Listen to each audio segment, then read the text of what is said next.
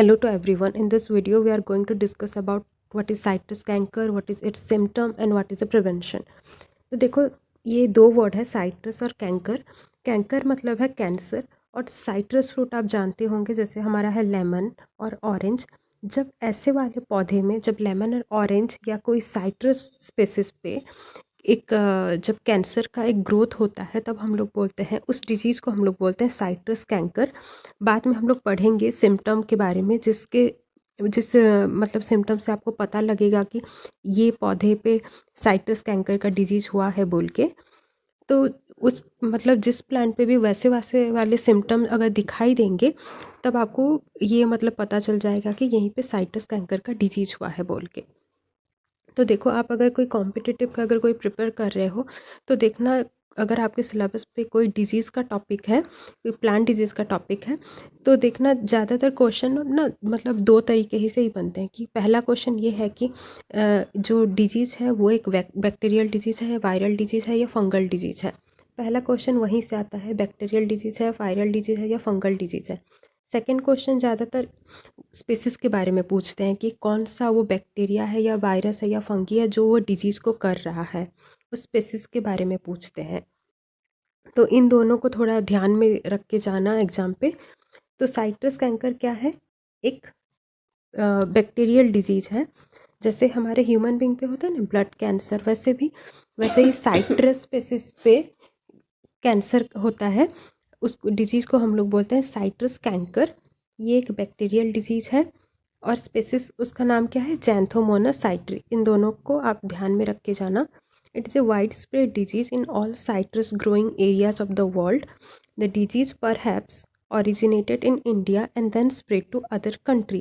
It is particularly serious in India, China, Japan and Java.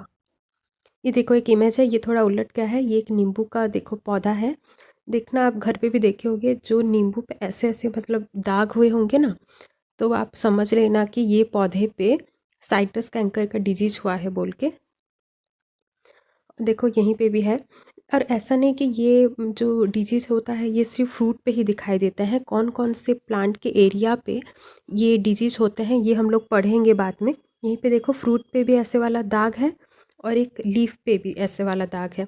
तब ये दाग से ही आपको पता चल जाएगा कि ये पौधे पे साइट्रस कैंकर का डिजीज़ हुआ है.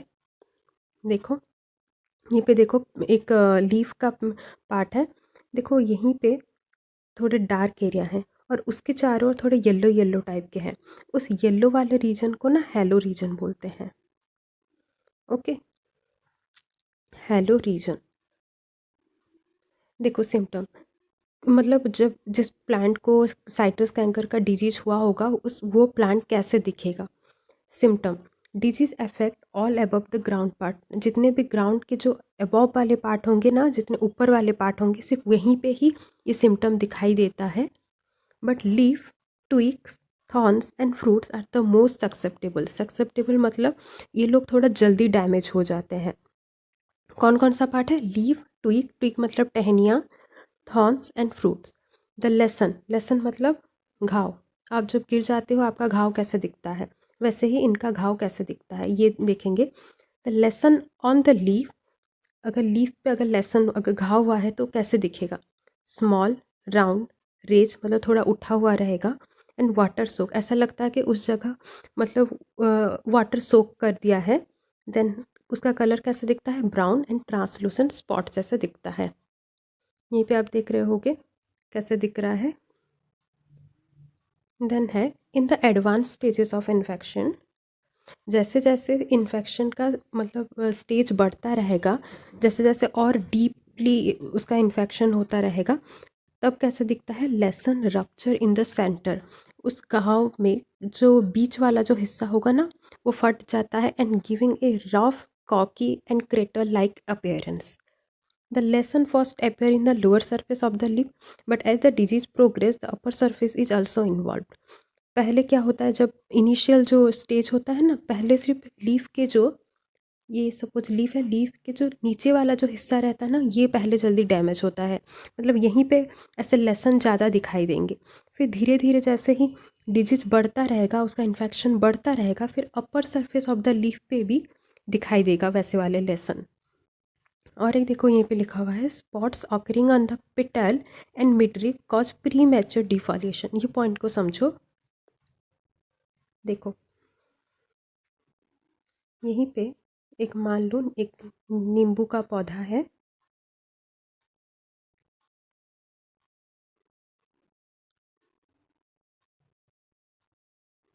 इसको बोलते हैं पेटल एंड ये वाला जो है इसको बोलते हैं मिडरिप। ओके, जब ये स्पॉट ये वाले जो लेसन जो घाव है अगर ये पेटाइल पे और ये मिड रिप पे अगर आ गए तब क्या होता है कॉज प्री मैच्योर डिफॉलिएशन। डिफॉलिएशन मतलब वो पत्ता झड़ जाएगा, पतझड़ जिसको बोलते हैं। जब झड़ना चाहिए वो तो झड़ेगा ही, लेकिन पहले ही झड़ जाता है। क्यों, कब होता है ये, जब ये ऐसे वाले स्पॉट पेटाइल और मिड रिप पे आ जाते हैं। देन है कॉजल ऑर्गेनिज्म, वो ऑर्गेनिज्म जो कर रहा है ये डिजीज़, उसके बारे में थोड़ा पढ़ेंगे। उसका नाम है जैंथोमोनास साइट्री। ये ग्राम नेगेटिव बैक्टीरिया है। मोनोट्राइकस मतलब उसका सिर्फ एक ही फ्लैजेला होगा। Capsulated bacillus which is strictly aerobic in nature. उसका साइज़ क्या है 1.5 to 3 है। उसका ब्रेथ कितना है 0.5 to 1.5। देखो अगर कॉम्पिटिटिव का अगर प्रिपेयर कर रहे हो तो सिर्फ ये स्पीसीज का नाम याद करो, ये ग्राम नेगेटिव बैक्टीरिया है ये याद करो, और ये एरोबिक है या एनारोबिक है ये याद करो। ओके, और एक पॉइंट भी याद करो, the bacterial doesn't produce endospore and can not reduce nitrate. ये हो गया ऑर्गेनिज्म। अब देखो डिजीज़ साइकिल, ये डिजीज़ कैसे फैलता है, एक पौधा से दूसरे पौधा तक कैसे फैलता है उसके बारे में पढ़ेंगे। देखो ये एक मान लो ये एक नींबू का पेड़ है। ये एक मैं लेमन बना दे रही हूँ।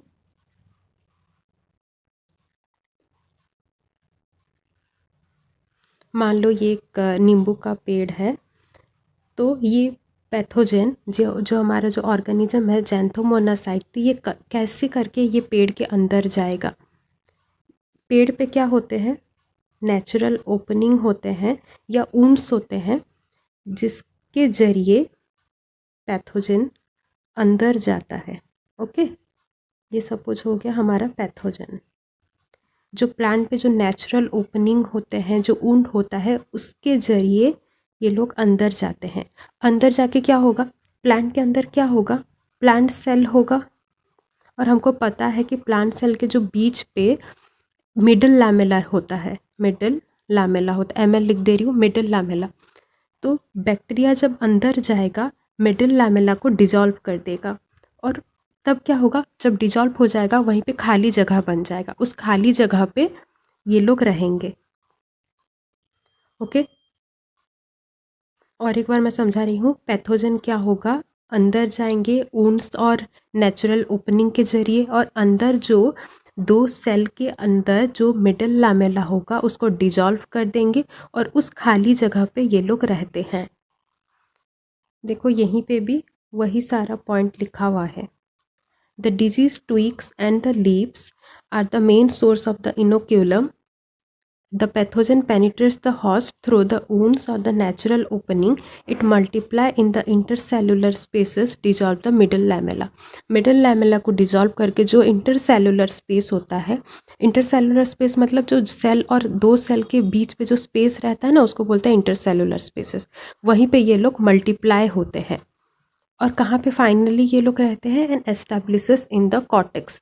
मल्टीप्लाई होंगे इंटरसेलुलर स्पेसेस पे और एस्टैब्लिश होंगे कॉर्टेक्स एरिया पे, एंड फॉर्म्स द कैंकरस ग्रोथ। अब वहीं पे अपना कैंकरस अपना ग्रोथ दिखाएंगे। फिर क्या होगा, ग्रोथ होने के बाद एक्सुडेट, एक्सुडेट मतलब एक फ्लूइड निकलता है, एक रिलीज होता है फ्रॉम दिस आउट ग्रोथ। और उस फ्लूइड पे क्या होता है, जैसे ये प्लांट है और यहीं पे आपका वो एक्सुडेट निकला, तो उस एक्सुडेट पे क्या होता है, वहीं पे सारे आपके बैक्टीरिया लोग रहते हैं। और जब हवा आएगा या रेन बारिश होगा या कोई इंसेक्ट यहीं पे बैठेगा और दूसरे प्लांट पे वो लोग बैक्टीरिया जब ये लोग चले जाते हैं, वैसे वैसे करके ये डिजीज़ फैलता रहता है। शायद समझ में आ गया होगा। एक्सुडेट जो होता है वहीं पे it contain numerous bacteria and the pathogen. फिर कैसे करके दूसरे मतलब पौधे पे जाएगा, by wind, rain and insect. Okay, देखो फेवर्ड टेम्परेचर मतलब कौन से टेम्परेचर पे ये जो पैथोजन होगा उसका ग्रोथ मतलब ज़्यादा होता है। Mild temperature and wet weather infection is most severe in 20 to 35 degree Celsius, ये आप याद रखे रहना। देन है physiological change in the host, मतलब प्लांट पे क्या क्या चेंज दिखाई देते हैं, वो जो इन्फेक्शन जो जगह रहता है ना, वो इन्फेक्टेड एरिया का चेंज क्या क्या होता है। वो इन्फेक्टेड रीजन पे रेस्पिरेटरी रेट इंक्रीज हो जाता है, यहीं पे मैं एक सिंबल दे के ऐसे कर दी हूँ, उसका मतलब है इंक्रीज हो जाता है। देन है total nitrogen sugar content are reduce in the infected region पे नाइट्रोजन और शुगर का टोटल कंटेंट रिड्यूस हो जाता है। देन है total phenolic content in the halo region मतलब आपको याद है जो मैं प्लांट दिखाई थी जो दाग वाला था और उसके चारों ओर जो येलो पार्ट्स थे, उस येलो पार्ट्स को हम लोग बोलते हैं हेलो रीजन। उस जगह पे क्या होगा, फेनोलिक कंटेंट इंक्रीज हो जाएगा। देन है पैथोजन सर्वाइवल, पैथोजन कितना देर तक वो सर्वाइव कर पाता है, वो 6 month in the infected leaf and remain viable up to 50 day in the sterilized soil, but in the unsterilized soil viability is of only for 9 to 7 day।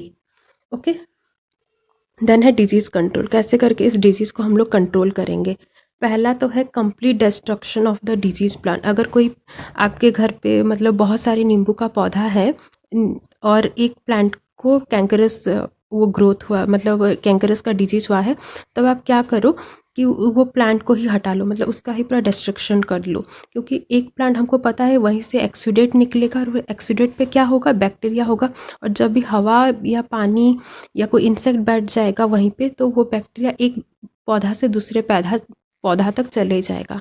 इसीलिए complete destruction of the disease plant, जो plant को उस वाले disease हुआ है उसका complete ही destruct कर लो। देन है spraying the host with 1% Bordeaux mixture or other copper fungicides before planting, planting के पहले ही एक 1% का बॉर्डक्स मिक्सचर या कोई कॉपर का फंगिसाइड उस पर आप स्प्रे कर सकते हो।